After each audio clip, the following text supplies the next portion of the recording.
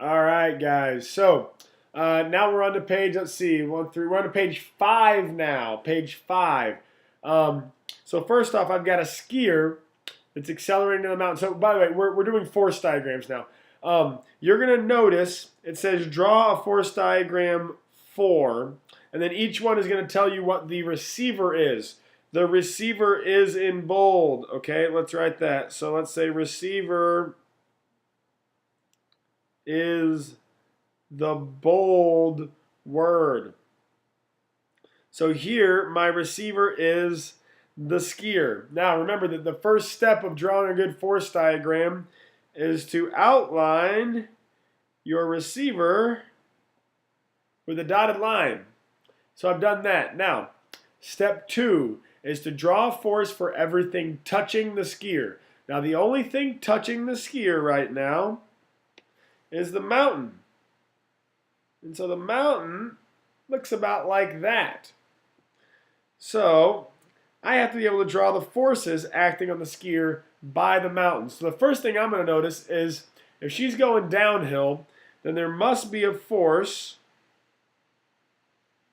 Okay.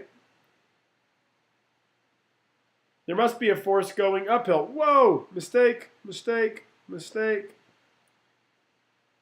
Friction. Friction is the force that is in the opposite direction of her motion.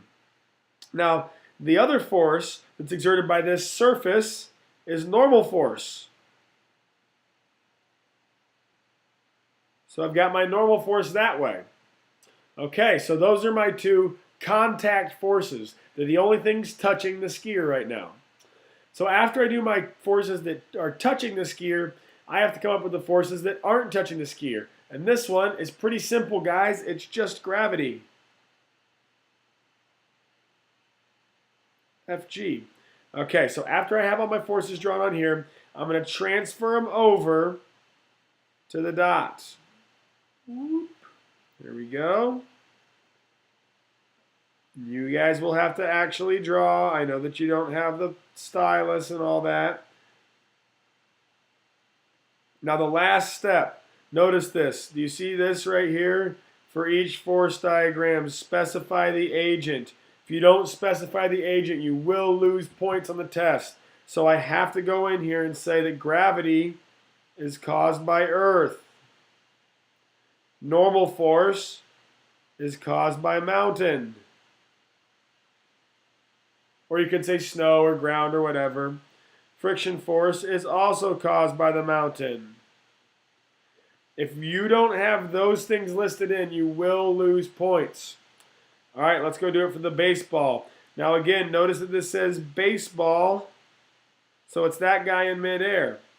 So first thing I want to do is draw any contact forces, forces for things that are touching the baseball. Oh, look, there's nothing touching the baseball. It's in midair.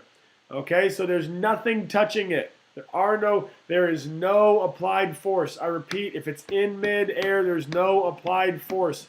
Applied force has to be touching. Do not put down that the player's hand is applying a force. It's not. It's not touching it. Okay, so then let's do any non-contact forces. So the non-contact force here, just like in almost all of our examples, is just gravity, Fg. And I'll go ahead and I'll say that that's caused by the Earth. Now that's all my forces.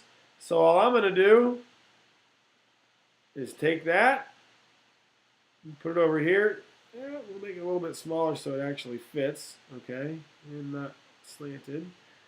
And not slanted. Oh my. There we go. All right, so gravity of the Earth going down. That's all we need. Anytime something's in the air, the only force is gravity. If it's in the air, the only force is gravity. Write it down. In the air, only force is gravity. Put that on your cards, people. Put it on your cards. If it's in the air, the only force is gravity. I'll put it right there. Okay, let's move on. Number 22, Fred and Barney, excuse me, are in separate bulldozers and they're pushing a boulder. Fred can push the boulder with a force of 2,000 newtons. Barney can push it with a force of 3,000 newtons. What's the largest force they can produce? They both push at the same time. We did this one on soccer the other day in class. So if I've got my boulder, okay, if Fred pushes with 2,000 and Barney pushes with 3,000, then they're going to combine for a total force of 5,000 newtons. You need to have the sketch and the answer on here. Draw a sketch. Don't forget to draw a sketch. Now, what is the smallest force they can produce? All right, so let's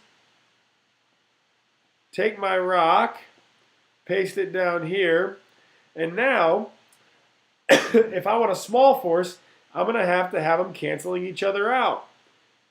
So I'm going to have 2,000 pushing one way, 2,000 pushing one way, 3,000 pushing the other way, and now the smallest force I can produce is 1,000 newtons. Nice. Okay. How can they produce an amount that's between the smallest and the largest amounts? Now, we talked about this one in class.